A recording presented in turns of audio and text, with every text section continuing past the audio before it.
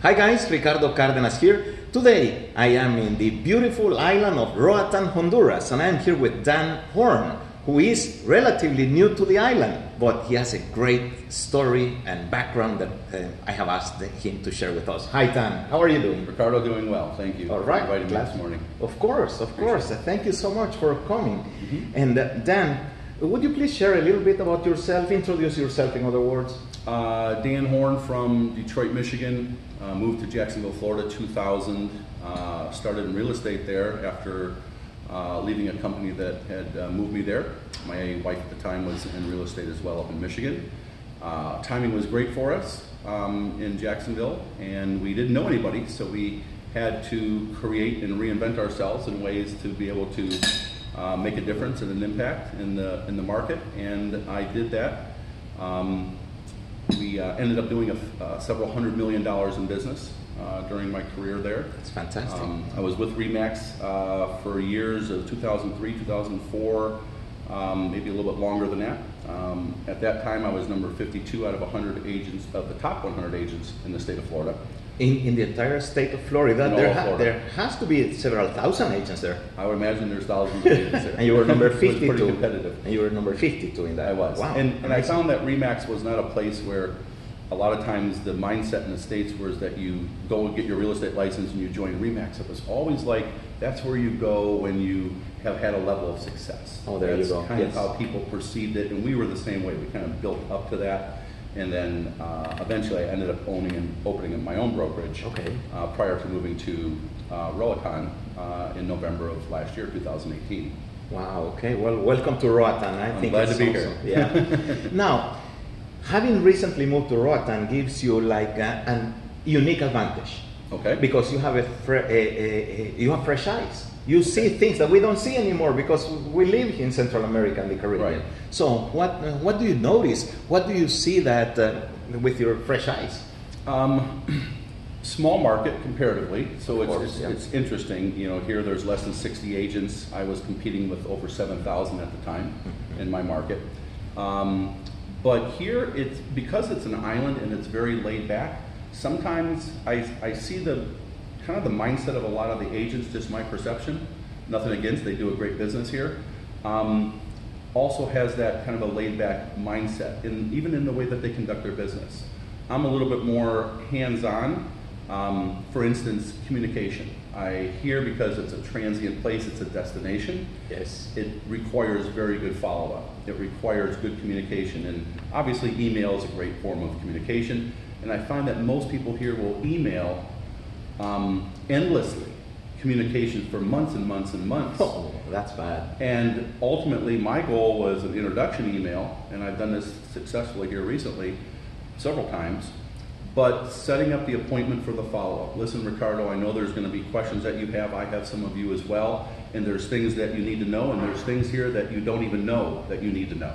Wow. And if with your permission, I'd love to be able to set up a short phone call, or sometimes I'll do a Zoom presentation or do a screen share, just to introduce eyeball to eyeball, or a WhatsApp chat video, but just to make that introduction to start building the relationship. And so I think I'm pretty good at converting that and being able to start that relationship, because once they get here, it's a competitive place. They're going to meet other people. It's a small island. Totally. So I want to have built that relationship best as possible, long distance, before they even arrive on the island. In other words, you don't try to sell real estate over email. What you try to do is you sell the video conference, the phone call. That's why you try to get them to. Can't get the pen through the phone.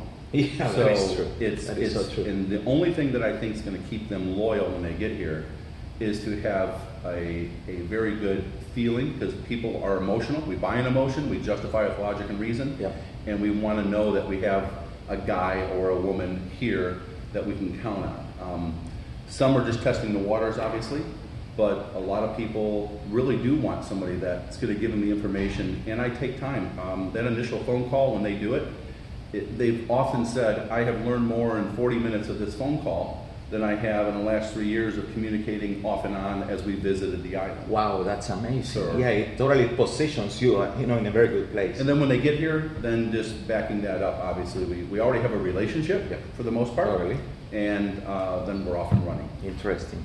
Yeah. Besides that, you know, what you see with your fresh eyes, what do you think works in general? What have you observed that you think, oh my gosh, we're missing this? So that's something that it's been proven everywhere, and you know it's going to work here.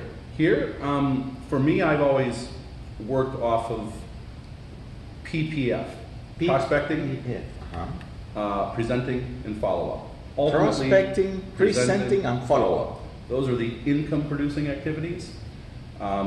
Everything else is the busy part of, you know, you're either busy or you're productive. And often I'm busy without being productive. Mm-hmm. That's where some of the things we've talked about, some of the training and stuff will help. But for me, it's that. So getting in front of somebody that I can actually present to, and prospecting is a whole topic of itself. Everybody's got their favorite methods. I'm not the guy that's doing mass internet stuff to whittle down to find a few people that I can follow up with. I'm more of a one-on-one relationships, networking type of a person. But when I get those leads or I get those inquiries that come in, it's how you handle those. So that's part of the prospecting. But you got to get that to a conversion so you can present. In the beginning, you're not presenting a listing or a sale, but here on this island, I'm presenting myself as being able the best agent possible to meet their needs. Ricardo, I just moved here last year, so I've done what you're getting ready to do. So I have a little, because I don't have the experience. Yes. Other people here have been here for decades and they got the experience. I have the experience of the sales, having hundreds of millions of dollars in personal sales, but I don't have it here per se. But at presenting myself to build that relationship and then following up until they get here has worked. But I'm also bringing, and what I found for me, when I moved to Florida, I didn't know anybody. And my wife at the time and I was a real estate investor, but we used open houses as our vehicle. And I became, according to others, the open house ninja, the open house guru. And I don't know, you know, in country, it's divided. So many people in real estate say open houses are amazing. Most people are telling me open houses don't work. They told me in Florida, they told me. But they haven't even tried. And maybe they've tried, but you know, if you don't, what I find is most agents don't want to. In the States, you're occupying your time Saturdays and Sundays. I did open houses 45, 47 weekends of the year. That exclude the holidays. I did them every Saturday and Sunday. Okay. And I did almost 2,000 in my career. That's amazing. Congratulations. But fantastic. There's a art to doing it. Yes. Not just holding it open, hey, can I answer any questions for you? Here's a flyer. That's a whole nother yes, topic. That's another video. It's another video. But people will say, well, you'll never really sell the house you're holding open. You're just doing it to make your sellers happy. Yeah. No, my intention every time is to sell the house. Otherwise, why would I be there? Is to sell that one house? To sell that house. No and kidding. I've sold that house. The first time I heard it. Many, many, many times.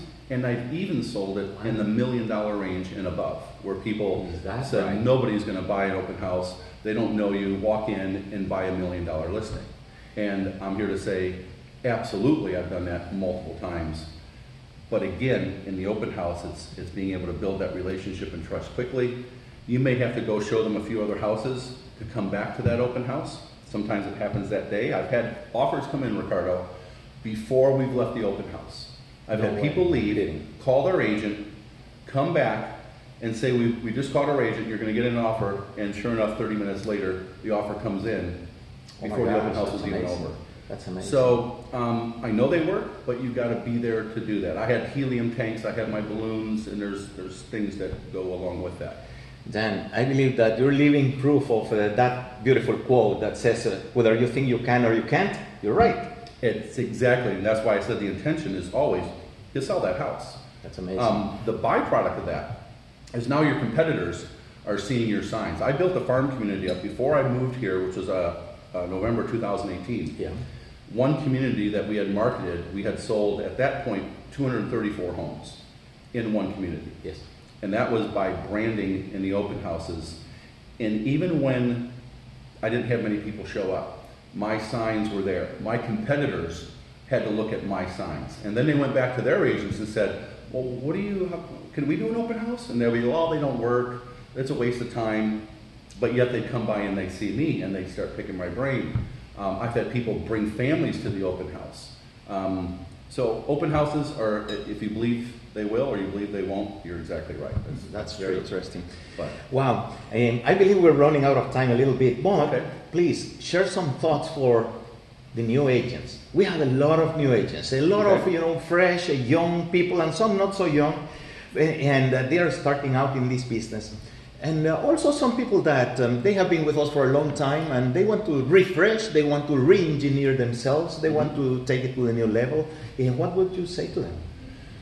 The biggest thing, I think, for new agents or new people going into any industry, Yes. or any profession or any career or any industry, is a quote by Jim Rohn, one of my favorite authors, who's the late Jim Rohn, died back in 2009. He says, work harder on yourself than you do on your job. Work harder on yourself than you do on your job. You will never out-earn your level of personal growth. Wow, that's profound.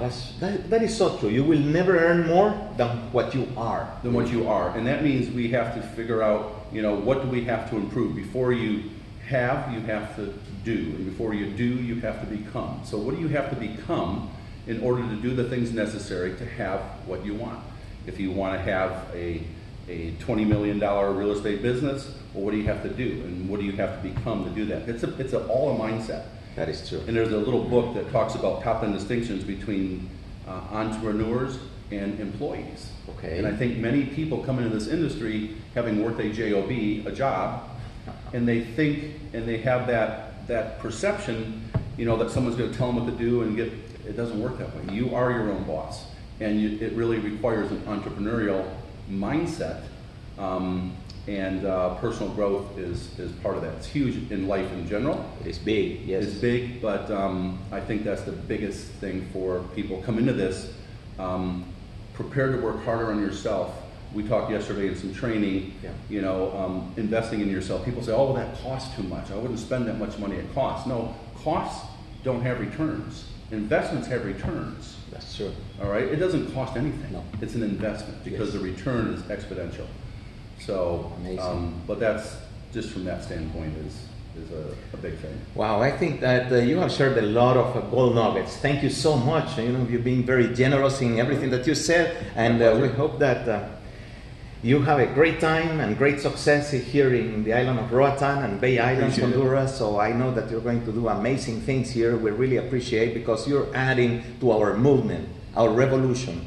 We want to change the way real estate is done in the Caribbean and Central America. And we're doing that by inviting people like Dan to join us, to join forces with us, and to learn, grow, and have fun. Thank you, guys. Glad to be here. Thank you, Ricardo. Thank you. Take care. All right. Adios. Bye. Adios.